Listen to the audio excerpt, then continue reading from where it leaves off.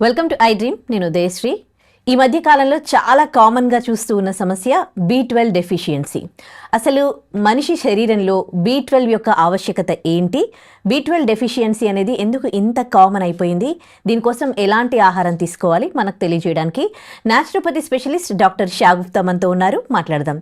Hello ma'am, welcome to our studio. చాలా చాలా చాలా కామన్గా చూస్తూ ఉన్నాం. డాక్టర్ దగ్గరికి కొంచెం వీక్గా అనిపిస్తే వెళ్తే వైటమిన్ డెఫిషియన్సీ, అందులో మెయిన్గా చూసేది B12.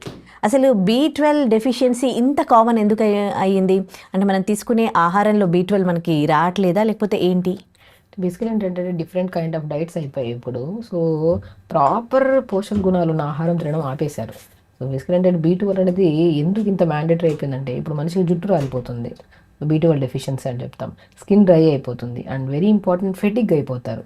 మన బాడీలో ఎర్ర రక్త కణాలు, రెడ్ బ్లడ్ సెల్స్ ఫామ్ అవ్వాలంటే కంపల్సరీ B12 ఉండాలి బాడీలో.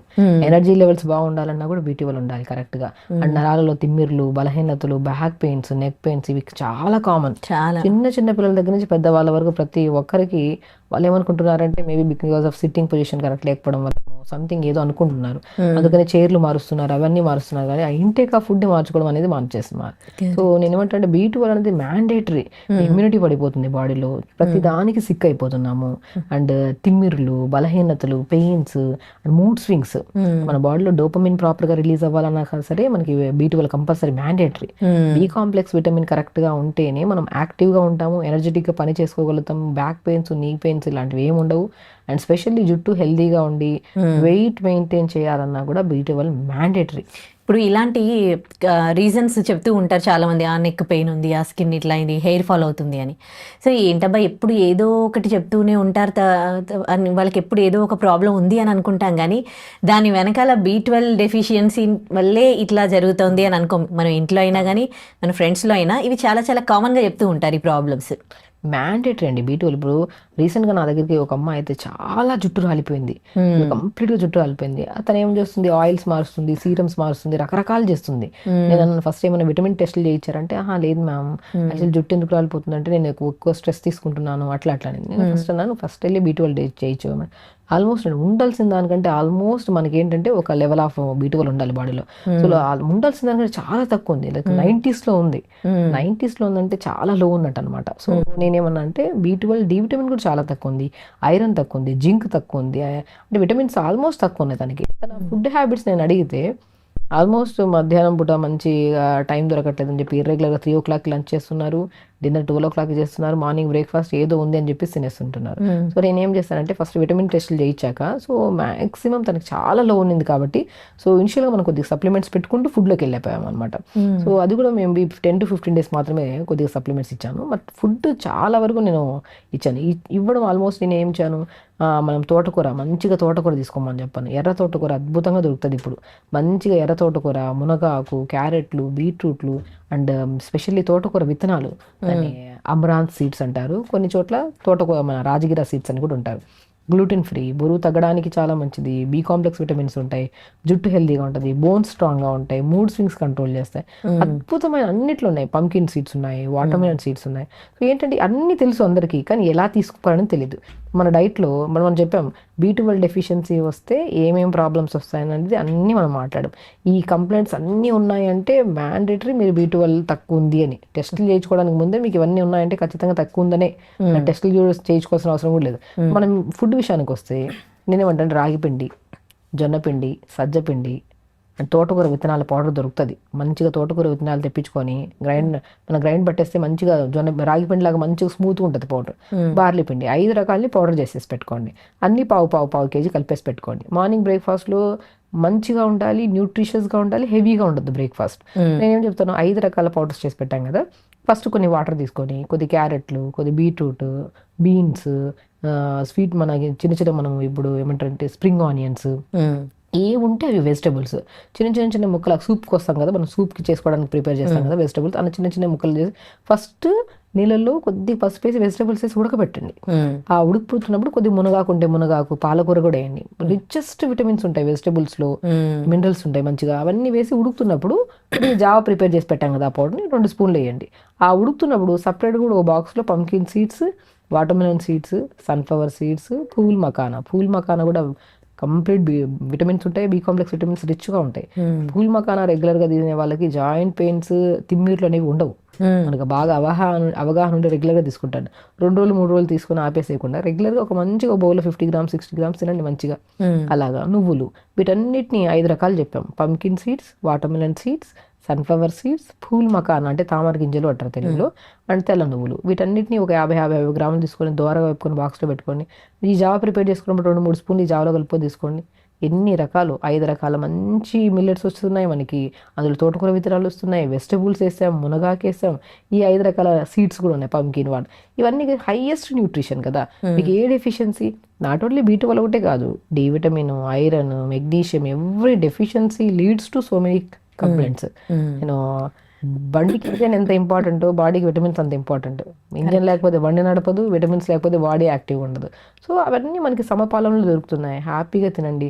అండ్ ఇవన్నిటికంటే ఇంపార్టెంట్, రెగ్యులర్గా 1 hour యోగా చేసుకోండి, చాలా ఇంపార్టెంట్. అండ్ మీకు అలవాటు లేదన్నప్పుడు 15-20 minutes స్టార్ట్ చేసి స్లోగా 1 hour 45 minutes కోసం మన బాడీ కోసం మనం కేటాయించకపోతే ఎంత ఫుడ్ తిన్నామా, ఎంత నీళ్లు తాగామా, కరెక్ట్ పడుకున్నామా లేదన్నట్టు కన్నా కూడా ఇంపార్టెంట్ ఎంత వర్కౌట్ చేస్తున్నాం అనేది చాలా ఇంపార్టెంట్. ఎక్సర్సైజ్ చేయాలి, మొబిలిటీ ఉండాలి మజిల్కి మొబిలిటీ కరెక్ట్గా ఉంటే టైంకి ఆకలేస్తుంది, టైంకి తింటాము, ఈజీ డైజెషన్ అవుతుంది, అబ్జార్ప్షన్ కరెక్ట్గా ఉంటుంది, హెల్తీగా ఉంటాం. హెల్తీగా ఉండడం అనేది చాలా కష్టమైన ప్రాసెస్ ఏం కాదు. అది వినడానికి కష్టంగా అనిపించచ్చు, కానీ చేయడం స్టార్ట్ చేస్తే బాడీ యాక్టివ్ అయిపోతుంది. ఇంకా ఇంట్రెస్టెడ్గా చేయాలనిపిస్తుంది. అవి ఇవి తినేసి శరీరంలో లేనిపోని సమస్యలు తెచ్చుకొని ఆ టాబ్లెట్స్ ఇవి అవి వేసి బాడీని ఒక డస్ట్బిన్ లాగా చేసేస్తున్నాం మనం. దానివల్ల మనకి ఏమవుతుంది, మన మీద మనకి ఇష్టం కోల్పోతాం మనం. సో దానివల్ల కాన్ఫిడెన్స్ లెవెల్స్ పడిపోతాం. నేను ముందు అలా ఉండేదాన్ని, ఇప్పుడు ఇలా లేను, ఎందుకు ముందు దాన్ని కంపారిజన్ చేద్దాం. ఇప్పుడు బాగున్నాను, ముందు బాగున్నాను అనుకోవడం ఇంపార్టెంట్ కదా. సో ఇప్పుడు బాగుండాలి, ఎప్పుడు బాగుండాలి. అది ఎంత వయసు వచ్చినా ఒకరి మీద ఆధారపడకుండా హెల్దీగా ఉండాలి. దానికోసం ఓకే, పాస్ట్ హిస్టరీ ఓకే వదిలేద్దాం, ప్రజెంట్ నుంచైనా సరే ఫుడ్ గురించి తెలుసుకున్నాం కదా, దీన్ని కరెక్ట్గా ఫాలో అవుదాం. నీళ్ళు కరెక్ట్గా తాగాలి, ఫుడ్ టైంకి తీసుకోవాలి, నిద్ర చాలా ఇంపార్టెంట్ మనిషికి.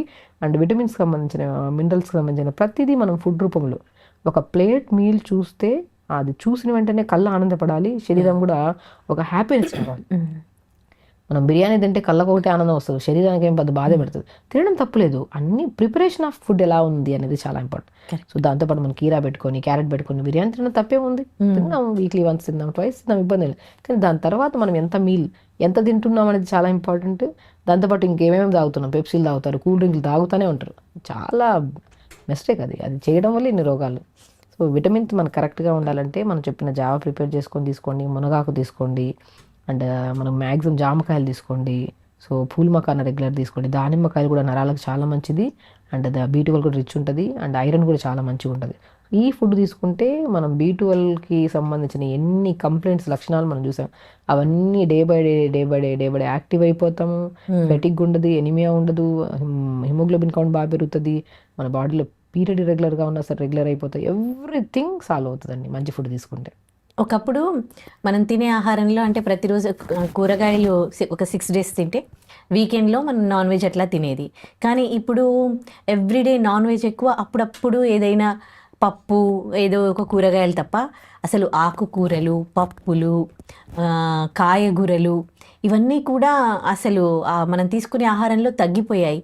అసలు ఏవేవి ఎలా తీసుకోవాలి అంటే ఎవ్రీడే ఎట్లా షెడ్యూల్ చేసుకోవాలి, ఆకుకూరలు ఎప్పుడు తినడం, పప్పులు ఎలా చేసుకోవాలి? ఎవ్రీడే తినాలండి, ప్రతి మీల్లో ఎవ్రీథింగ్ ఉండాలి. నేనేమంటానంటే ఆకుకూర పప్పు చేసుకుని ఆకుకూర తినాలి, పప్పును ఒక 3 hours ముందు నానబెట్టండి. కొంతమంది గ్యాస్ట్రిక్ ప్రాబ్లం ఉంటే పప్పు తినద్దని చెప్తాం.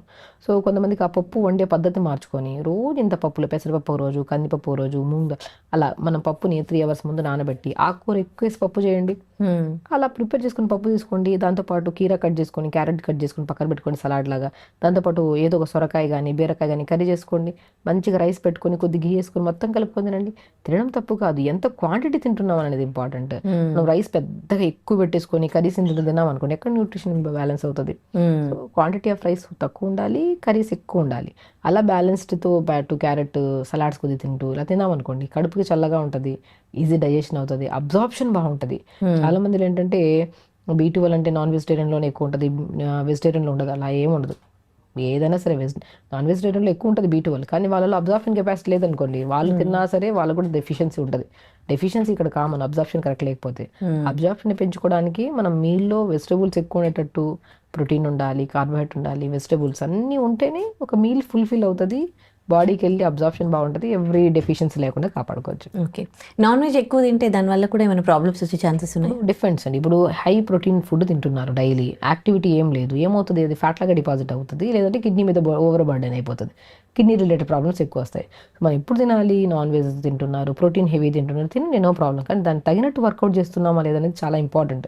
వర్కౌట్ బాగా చేయండి, వాటర్ బాగా తీసుకోండి, మీకు నచ్చిన ఫుడ్లో వెజిటబుల్స్ కూడా యాడ్ చేసుకోండి. మీరు ప్రోటీన్ డైట్, మీరు నాన్ వెజ్ తింటున్నారా, వెజిటబుల్స్ ఎక్కువ యాడ్ చేస్తుంది. బట్ కంప్లీట్గా నేను ఏమంటానంటే వద్దు, ఏ ప్రోటీన్ హై ప్రోటీన్ డైట్లో ఏం వద్దు, బ్యాలెన్స్డ్ ఫుడ్ తినాలి. పొద్దునే మంచిగా జావ తీసుకోండి, రాగి ఇడ్లీ చేయండి, జొన్న ఇడ్లీ చేయండి, సజ్జ ఇడ్లీ చేయండి, దాంట్లో కొన్ని పంకిన్ సీడ్స్ పౌడర్ చల్లేసుకొని బ్యాటర్లో కొద్ది పాలకూర, మెంతికూర అన్నీ కలిపేసి ఇడ్లీ చేసుకోండి. ఎన్ని రకాల న్యూట్రిషన్స్, డైలీ ఇడ్లీ తింటున్నాం కదా, దాంట్లోకి ఇవన్నీ యాడ్ చేస్తే మోర్ న్యూట్రిషన్ కింద కన్వర్ట్ అవుతుంది. రోజు పల్లి చట్నీ ఎందుకు తినాలి, పంకిన్ సీడ్స్, వాటర్మెలన్ సీడ్స్, టమాటా, కొద్ది జీలకర్ర, వెల్లుల్లేసి వేపేసుకుని చట్నీ చేసుకుని, ఆ చట్నీ ఇంకా బ్రహ్మాండంగా ఉంటుంది. ఎవ్రీడే ఎందుకు ఒకటే ప్రకారంగా వెళ్ళిపోతున్నాం, అందుకనే మనకి ఇంబ్యాలెన్సెస్, డెఫిషియన్సీస్ వస్తున్నాయి. మారుద్దాం, సేమ్ ఫుడ్డే, pattern of thinking, pattern of preparation మారుద్దాం, ఎవ్రీథింగ్ సాల్వ్ అవుతుంది. అది టాబ్లెట్స్ తీసుకుంటున్నారు, B12కి ఇంజెక్షన్స్ తీసుకుంటున్నారు, D విటమిన్కి, అట్లా తప్ప ఫుడ్లోనే ఉన్నాయి అవన్నీ దొరుకుతాయని ఎవరు ట్రై చేయట్లే. బట్ చాలా మంచి ఇన్ఫర్మేషన్ ఇచ్చారు. Thank you so much. నమస్తే.